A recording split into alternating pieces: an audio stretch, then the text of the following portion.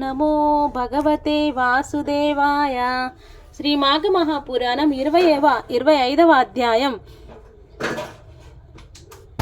కళింగ దేశంలో ధనవంతుడైన ఓ కిరాతుడు ఉండేవాడు.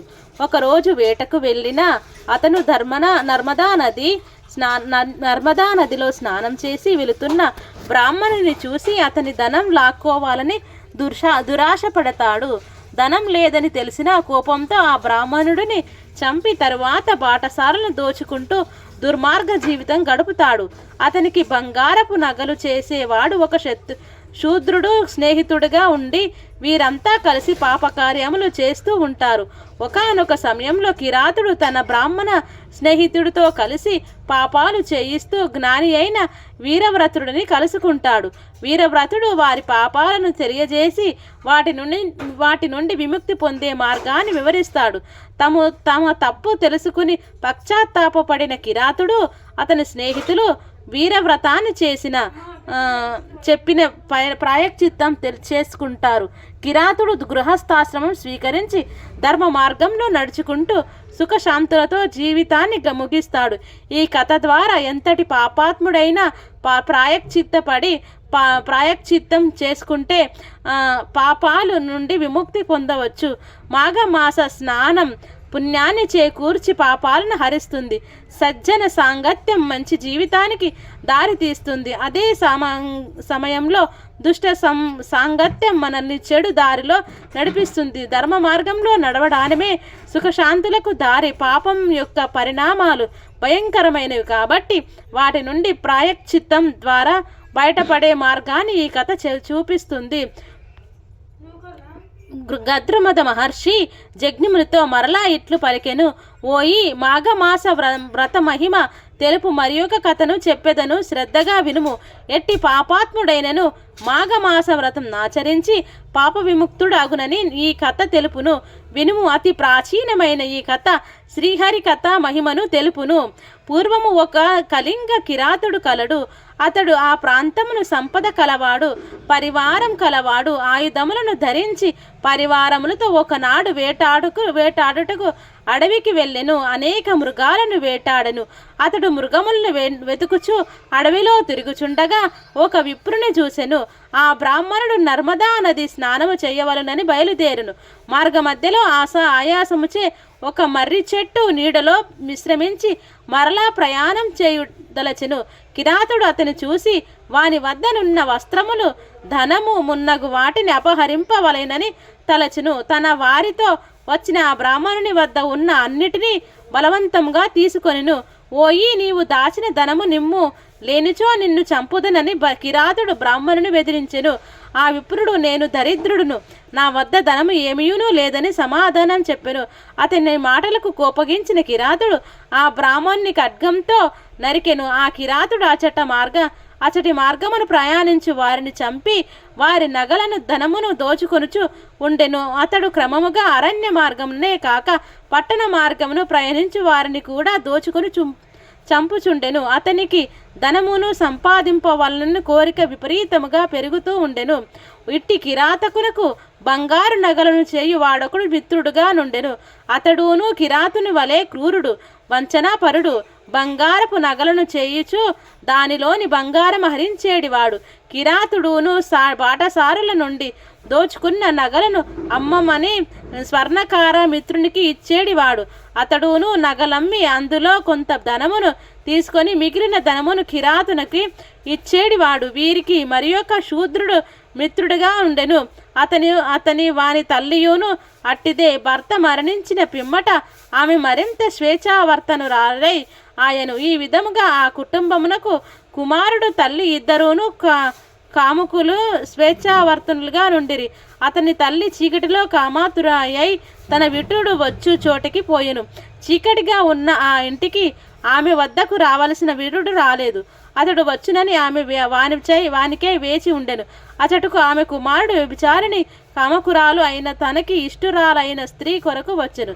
చీకటిలో ఉన్న తల్లి తాను కోరిన అమ్మాయేనని అనుకుని వాని తల్లియు ఆ చీకటిలో వచ్చినది తాననుకున్న విటుడే అని అనుకునెను. ఈ విధంగా తల్లియు కుమారుడును ఆ చీకటిలో ఒకరినొకరు ఎరుగక తమకు కావలసిన వారి అనుకొని ఫలితముగా వారిద్దరూను ఆ చీకటిలో కలిసిరి. ఈ సమాగమైన తరువాత వారిద్దరూను ఒకరిని ఒకరు గుర్తించిరి. వాని తల్లి విచారపడెను. కొంతకాలమునకు మరణించి నరకమునకు చేరి శిక్షలను అనుభవించుచుండెను. కుమారుడు మాత్రం నిర్భయముగా నుండెను. పరస్త్రీ వ్యామోహముచే అతడు తన సంపదనంతయు పోగొట్టుకొనెను. నిర్ధనుడై కిరాతుడు చేరి వానికి స్నేహితుడాయను. కిరాతుడు బ్రాహ్మణుని ధనముకై చంపినవాడు, సువర్ణకారుడు, నమ్మి ఇచ్చిన నగలలో బంగారములు దొంగలించువాడు, శూద్రుడు, తల్లితో వ్యభిచారించిన వాడు, ఈ ముగ్గురికి బ్రాహ్మణ మిత్రుడొకడు కలడు. అతడు వారితో కలిసి వారితో పాటు పాపకార్యములు చేయుచుండెను. బ్రాహ్మణుడు అగుటచే వాడు పౌరోహిత్యమును కూడా చేయుచుండెను. వీరి కలయికతో పంచమహాపాపములు ఒక చోట చేరినట్లాయను. బ్రాహ్మణుని చంపినవాడు, కళ్ళు త్రాగువాడు, క్రూరుడు, బంగారమును అపహరించినవాడు, గురుపత్నితో రమించినవాడు, వీరైదుగురును పంచమహాపాతకులు. బ్రాహ్మణుడు కిరాతుడు పంపగా గ్రామమునంతనకు పోయెను. అతడు ఆ గ్రామమును శ్రోత్రియుడైన బ్రాహ్మణుడు ఒకనిని చూసెను. ఆ బ్రాహ్మణుని పేరు వీరవ్రతుడు. అతడు రుద్రాక్షమాలను ధరించెను. లేడి చర్మము దర్భలు చేతబట్టి ఉండెను. గోవింద నామములు పలుకుచూచి తీర్థయాత్రలు చేయువాడు కిరాతమిత్రుడైన బ్రాహ్మణుడు వానికి నమస్కరించెను. బ్రాహ్మణ్యమును కోల్పోయి దీనుడై ఉన్న వారిని చూసి, నీవెవరవు, ఇక్కడికి పోవుచున్నావని అడిగాను. అతడును, నేను బ్రాహ్మణుడు, కిరాతుని వద్ద పనిచేయి వాడని అని పలికెను. అప్పుడు వీరవ్రతుడు ధ్యానమగ్ధుడై ఉండి కనులు తెరిచి విట్లనెను, ఓయి, నీవు చేసిన సమస్త పాపములు చెప్పెదను వినుము. నీ యజమాని బ్రహ్మహత్య మొదలగు పాపాలను చేసినవాడు మరియు హింసాపరుడు. వానికి బంగారమును దొంగలించిన వాడు మిత్రుడు. వారికి ఒక శూద్రుడు మిత్రుడు.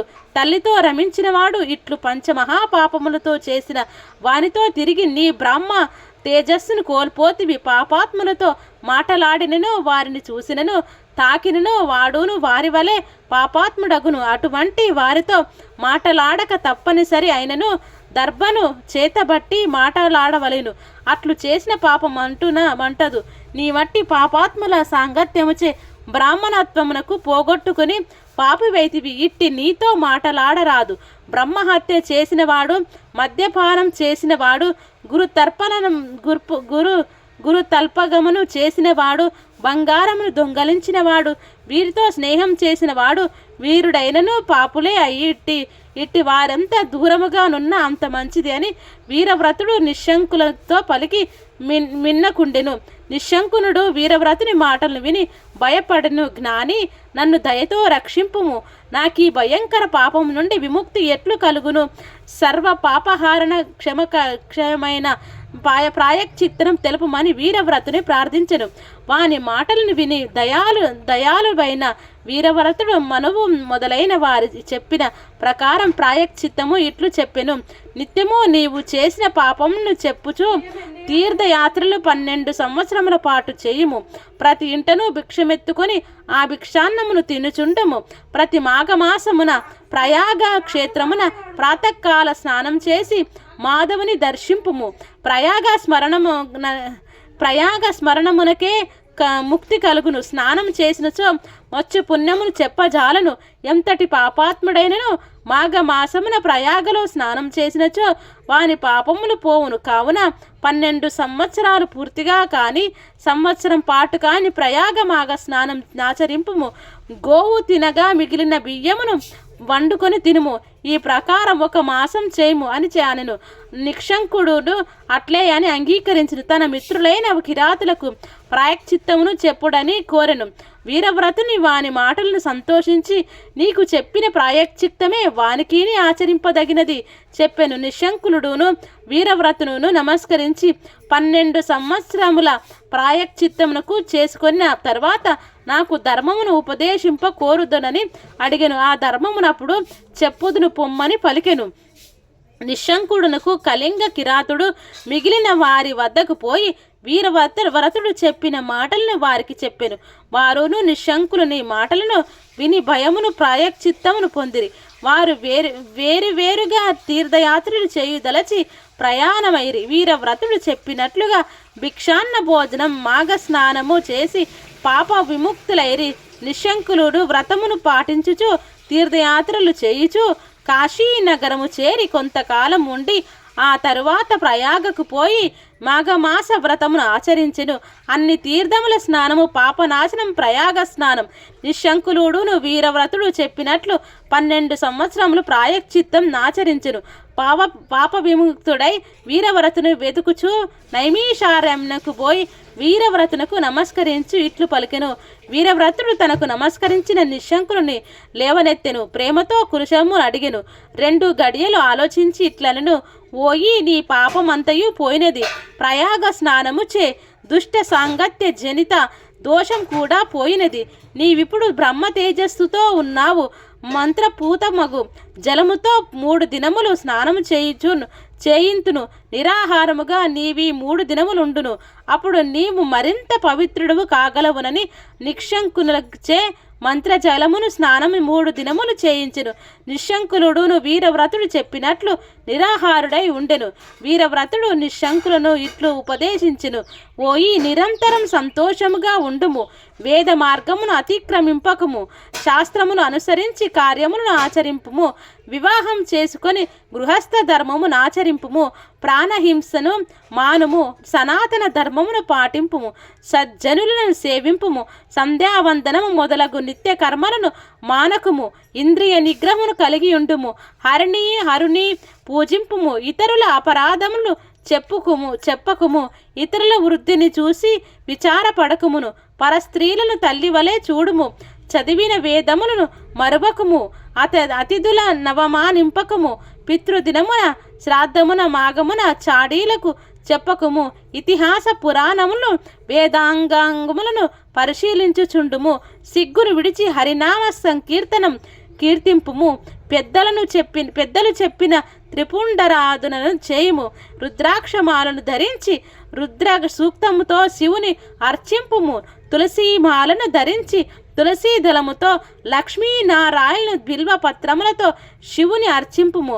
హరిపాద తీర్థమును సేవింపును. నివేదాన్నమును భూజింపుము. యతి స్వరూపులు గౌరవింపుము. తల్లిదండ్రులను సేవింపుము. నియమముతో మంత్రానుష్ఠానము చేయుము. కామక్రోధాది శత్రువులను జయింపుము. మాఘ స్నానము మానకుము. మనస్సు నందులో నుంచుకొనుము. చిత్తశుద్ధితో వ్రతాధికము నాచరింపుము అని వీరవ్రతుడు నిశంకులకు ధర్మ ప్రశస్తిని ఆచరణ విధానమును చెప్పెను. నిశంకులుడు వీరవ్రతుని పాదములకు నమస్కరించెను. గురువు అనుమతి నంది మరలా కాశీ నగరమునకు పోయెను. గృహస్థాశ్రమును స్వీకరించి వీరవ్రతుడు చెప్పిన ధర్మమును పాటించెను. మాఘ స్నానమును ప్రతి సంవత్సరం చేయుచుండెను. అనేక భోగములను పుత్ర పౌత్రులను పొంది సుఖముఖముగా ఉండెను. తర్వాత మరణించి ముక్తి నందెను. మాఘ మహాపురాణం 25వ అధ్యాయం సంపూర్ణం.